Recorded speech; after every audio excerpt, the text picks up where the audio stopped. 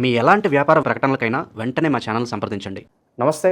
ప్రస్తుతం మన స్టూడియోలో ప్రముఖ ఆధ్యాత్మికవేత్త, ఆస్ట్రాలజర్, శ్రీచక్ర ఉపాసకులు మణికంఠ శరభ్ గారు మనతో ఉన్నారు. గురుగారితో మాట్లాడదాం. నమస్కారం గురుగారు. పరమేశ్వరార్పణమస్తు. గురుగారు, ఆగస్ట్ మాసం, విశేషంగా శ్రావణ మాసం, తులారాశి వారి పరిస్థితి ప్రజెంట్ వీళ్ళకి టైం ఎలా నడుస్తుంది, ఎలాంటి జాగ్రత్తలు తీసుకుంటే బాగుంటుందంట? తులారాశి వారు చిత్తా నక్షత్రం 3-4 పాదాలు, అదేవిధంగా స్వాతి నక్షత్రం 4 పాదాలు, ఇక విశాఖ నక్షత్ర 1, 2, 3 పాదాల వారు తులారాశిలోకి ఇచ్చేస్తారు. తులారాశి వారి యొక్క లక్షణాలు చూద్దాం. ముందుగా వీరేంటంటే ధర్మము అధర్మము అనేటువంటి 2 వ్యవస్థలు ఏదున్నా ధర్మం ఏమైనా కాపాడిందిలే కానీ ఇలా వెళ్ళిపోతాంలే అని తన ద్వంద్వ వైఖరిని మార్చుకుంటుంటాడు. సరే ఇలా వెళ్దామయ్యామనంటే ఇలా ఎందుకు ఇలా వెళ్ళిపోదామని చెప్పి వెంటనే తన యొక్క ఆలోచన విధానాన్ని పూర్తిగా విభిన్నంగా ఎదుటివాడి అంచనాలకి అందకుండా వేస్తూ ఉంటాడు ఈ యొక్క రాశివారు. పైగా వీరు ఎంతసేపటికి కూడా తన కోసమే సెల్ఫిష్నెస్ అనేటువంటి ఆలోచనలు ఉంటాయి. ఎవరు ఎలాగైనా అనండి, నాకు కావాల్సిన అంతే అనేటువంటి ఒక వైఖరికంలో ఉంటారు. వీరికి లాభపడుతోంది అంటే ఎంతవరకైనా ఏ పనైనా చేస్తూ ఉంటారు. వీరికి కావాల్సింది స్వలాభం. పక్కవాడు ఎలా అయిపోయినా వీనికి సంబంధం లేదు. నేను నిలబడ్డానా, నేను రూపాయి సంపాదించుకున్నానా, నేను గౌరవంగా ఉన్నానా, నేను అనేటువంటి ఒక వ్యవస్థతో ఇతను నడుస్తూ ఉంటాడు. అంతేకాకుండా ఇటువంటి వారితో మనం స్నేహం చేయడం, ఇటువంటి వారు మన పక్కన ఉండడం వల్ల కొన్ని సందర్భంలో ధర్మమయ వైపు కూడా వెళ్ళే అవకాశాలు కలుగుతాయి. మనకేంటంటే అల్టిమేట్గా పని కావాలి. ఆ పని పూర్తవ్వాలి అంటే మార్గాలు ఇతనే చెప్తూ ఉంటాడు. అది ధర్మం కానివ్వండి, అధర్మం కానివ్వండి, ఏదన్నా సరే గమ్యస్థానం చేరేటువంటి ఆలోచన విధానం అంతా పూర్తిగా ఉంటుంది. స్పీడ్ నిర్ణయాలు తీసుకుంటారు. క్షణాల్లో తన యొక్క ఆలోచన విధానాన్ని మార్చేస్తూ ఉంటాడు.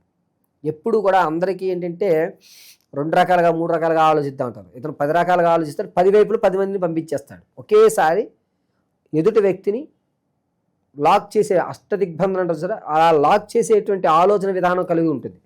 ఒక విధానంతో ఇతను ఆలోచించరు. ఇక ఆగస్టు నెలలో వీరి యొక్క ఫలితాలు శ్రావణ మాసం విషయానికి వస్తే, శ్రావణ మాసంలో ఈ రాశి వారికి ధనం అనేటువంటిది చాలా తక్కువ లభించడం. అప్పు తీర్చలేరు, కొత్త అప్పు చేసేటువంటి సాహసము చేయలేరు. కొద్దిగా ఆర్థిక ఇబ్బందులు అనేటువంటి పెరుగుతూ ఉంటాయి.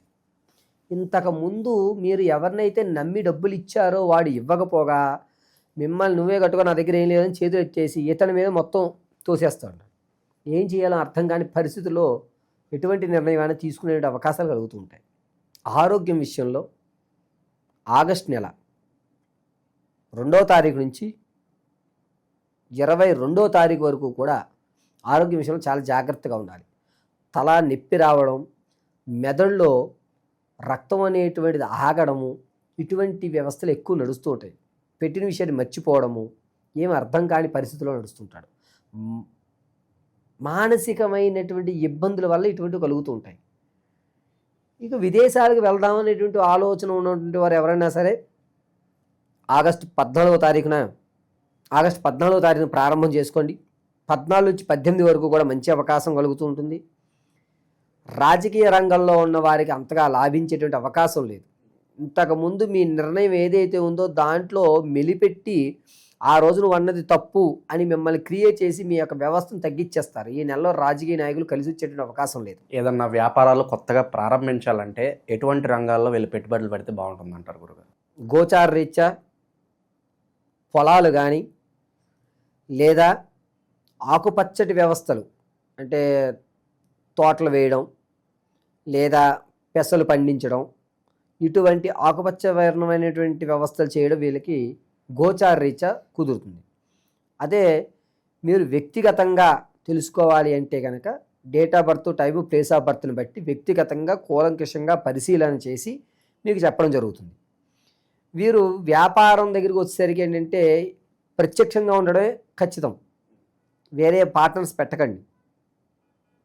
అలాగని చెప్పి స్లీపింగ్ పార్ట్నర్స్గా కూడా ఉండొద్దు. మీరే ప్రత్యక్షంగా చేసుకోండి. మీకు కలిసి వచ్చేటువంటి అవకాశం ఆగస్టు 23వ తారీఖు నుంచి 29 వరకు కూడా వ్యాపారానికి వీరికి కలిసి వస్తుంది. చరాస్తులు అనేటువంటివి కొనుగోలు చేస్తారు, స్థిరాస్తులను అలాగే ఉంచుతారు, వాటిని ఏమి కదపరు. తాత ముత్తాత నుంచి వచ్చేటువంటి ఆకస్మికమైన ధనం ఏదైతే ఉందో దానికి ఒక వ్యక్తి ఇతని వల్ల మనకు పడవుతుంది అని ఒక దారం మాత్రం దొరుకుతుంది, అంతే తప్ప పరిష్కారం లభించదు. ఇక సంతానయుక్తానికి ఎవరైతే చూస్తున్నారో వారికి పుత్రికా సంతానం కలిగేటువంటి అవకాశం, సంతానం కొరకు ఎవరైతే ఇప్పటి వరకు వెయిట్ చేస్తున్న వరకు అంతగా ఆశించేటువంటి ఫలితాలు లేవు. వివాహం కోసం ఎవరైతే చూస్తున్నారో వారికి వివాహం అయ్యేటువంటి అవకాశం ఎక్కువగా కనబడుతుంది. దూర ప్రాంతాలైనా దగ్గర ప్రాంతమైనా సరే వివాహానికి మాత్రం మంచి అవకాశం లభిస్తూ ఉంటుంది. బంగారు ఆభరణాలను ఎవరైతే కొనుగోలు ఇంతకు ముందు చేస్తున్నారో ఆ కొనుగోలు చేసిన బంగారు ఆభరణాలు వేరే వాళ్ళ దగ్గర పెట్టండి, మీ దగ్గర ఉంచుకోవద్దు. ఎందుకంటే మీరు బంగారాన్ని అమ్మేసుకునేటువంటి అవకాశం ఎక్కువగా లభిస్తుంది. కాబట్టి బంగారం విషయంలో ఈ రాశి వారు ఈ నెల 14వ తారీఖు నుంచి 28వ తారీఖు వరకు కూడా చాలా జాగ్రత్తగా ఉండాలి. బంగారం వద్దులే, మనకు డబ్బులు కావాలి కదా, ఇది అమ్మేద్దాం అని ఎంతకొస్తే అంతకు తీసేస్తారు, దానివల్ల మీరు నష్టపోతారు. కాబట్టి బంగారు ఆభరణం విషయంలో మాత్రం చాలా జాగ్రత్తగా ఉండండి. ఇక ఆడవారి విషయంలో భార్యాభర్తల మధ్య ఏదైతే గొడవలు జరుగుతున్నాయో అవి తగ్గి మీ యొక్క దంపతి జీవితం అనేటువంటిది ఒక కొలిక్కొచ్చేటువంటి అవకాశం లభిస్తుంటుంది. అంతేకాకుండా భార్యాభర్తల మధ్య కీచులాట్లు అనేటువంటి పూర్తిగా తగ్గుతాయి. అసలు వీళ్ళు కలవరే, ఎలా కలిశారు అనేటువంటి విధానం లభిస్తూ ఉంటుంది. ఇక సొంత ఇంటి కల కావచ్చు, లేదంటే పలానా టైంలో పనులు చేయకూడదని ఉంటుంది. ఎగ్జాక్ట్గా మంచి ముహూర్తం చూసుకుని ఏ రోజు బాగా కలిసి వస్తుంది అంటారు? ఏదన్నా సొంత ఇంటికి సంబంధించి భూ సంబంధ పరంగా ఏమన్నా కొనుక్కోవడం ఈ టైంలో కరెక్టేనా అంటారా? వీరు గోచార రీత్యా చెప్పుకోవాలి అంటే కనుక ఆగస్టు 7వ తారీఖు నుంచి 28వ తారీఖు వరకు కూడా వీళ్ళు స్థిరాస్తులు కొనుక్కునేటువంటి అవకాశం లభిస్తుంది. వ్యక్తిగతంగా అయితే మాత్రం మీ యొక్క డేట్ ఆఫ్ బర్త్లు పంపించగలిగితే దాన్ని కూలంకషంగా పరిశీలన చేసి మీకు చెప్పడం జరుగుతుంది. వీరు శుభ సమయము అనేటువంటిది కనుక వస్తే, అంటే ఆరోగ్యంగా కానీ ఆర్థికంగా కానీ ఇబ్బందులు అనేటువంటి జరుగుతున్నాయి కదా, వీటిని పరిష్కారంగా చెప్పవలసి వస్తే కనుక మేధా దక్షిణామూర్తి ఆరాధన చేయడం మంచిది. అందులోనూ బుధవారం రోజు సాయంత్రం వేళ పెద్ద శనగలు దొరుకుతాయి, ఈ సైజు దొడ్డు శనగలు అంటారు. ఆ శనగల్ని నానబెట్టి 108 దండగా గుచ్చి మేధా దక్షిణామూర్తి దేవాలయంలో స్వామివారికి అలంకరణ చేయడం వల్ల వీరు ఆర్థికంగా కానీ చికాకు కానీ ఆరోగ్య సమస్యలు 3 తగ్గుతాయి. వీరేమిటంటే భస్మాన్ని ఇలా అడ్డంగా ధరించి మధ్యలో కుంకుమ బొట్టు పెట్టాలి. అడ్డంగా భస్మం ధరించిన తర్వాత మధ్యలో కుంకుమ బొట్టు పెట్టుకోవడం వల్ల వీరికి ఉండేటువంటి ఏదైతే బంగారం అమ్మేసుకుని ఆర్థికంగా ఇబ్బంది పడతారో ఆ ఇబ్బందులు తగ్గుతాయి. గురువారం రోజు ఉపవాసం ఉండడం చాలా మంచిది. మేధా దక్షిణామూర్తి మాత్రమే వీళ్ళని ఈ శ్రావణ మాసంలో ఆ యొక్క పరమశివుడు రక్షించగలుగుతాడు. ఈ ద్వాదశ రాశులు ఫలితాలు అనేటువంటివి గోచార రీత్యా మాత్రం మీకు తెలియజేయడం జరుగుతుంది. పంచాంగకర్తల ఆధారంగా గోచార రీత్యా కేవలము ఈ రాశి వారికి ఈ నెలలో ఈ విధంగా జరుగుతోంది అని మాత్రం మీకు వివరించడం జరిగింది.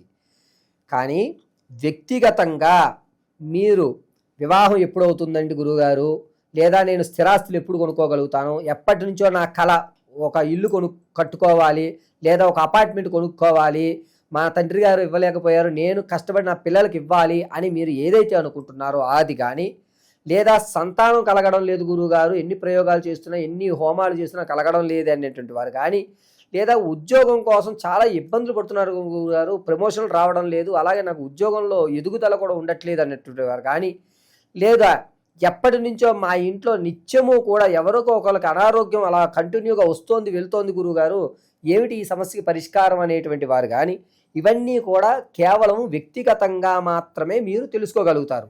ఆ వ్యక్తిగతంగా మీరు తెలుసుకోవాలి అంటే మీ date of birth, time, place of birth ఉండాలి ఖచ్చితంగా. కొంతమంది పూర్వం రోజుల వాళ్ళు ఉన్నారు, అటువంటి వారికి వ్యక్తిగతమైనటువంటి డేట్ ఆఫ్ బర్త్ రాసుకోలేకపోవడం లేదా మర్చిపోవడం టైమింగ్ అనేది జరిగింది. అటువంటి వారు ఎవరన్నా సరే మీరు మమ్మల్ని సంప్రదిస్తే ఖచ్చితమైనటువంటి ప్రాకారంలో ఉద్యోగం ఏ నెల నుంచి ఏ నెల వరకు రావచ్చు, ఉద్యోగం రావాలంటే మనం ఏ ప్రయోగం చేయాలి, ఏ హోమాలు చేసుకోవాలి, ఏ శాంతులు చేయాలి, అదేవిధంగా సంతానం కలగాలంటే ఏ దేవతారాధన చేయాలి, స్థిరాస్తులు కొనాలి.